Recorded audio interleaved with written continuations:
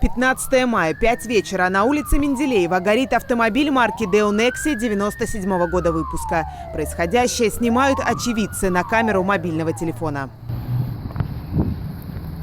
Иномарка, по информации очевидцев, загорелась во время движения. Плавиться она продолжила уже на обочине. Водитель, как видно на кадрах, стоит рядом со своим автомобилем и ждет помощи пожарных. Другие водители к чужой проблеме остались безучастны. Они предпочли аккуратно объехать полыхающий автомобиль. Пожарные прибыли на место происшествия через считанные минуты после получения информации о возгорании. На момент пожара в автомобиле никто не находился. Пожарную службу вызвал водитель автомобиля. По предварительным данным, в Deo Nexia дала о себе знать неисправная электропроводка. Возгорание случилось из-за короткого замыкания.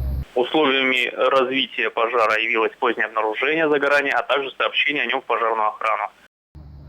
Спустя 9 минут после вызова расчета пожар был ликвидирован. Огонь повредил внешний вид автомобиля. Пострадала решетка радиатора, фары и моторный отсек. По факту происшествия отдел полиции номер 7 проводит проверку. Точную причину возгорания установят по результатам пожаротехнической экспертизы.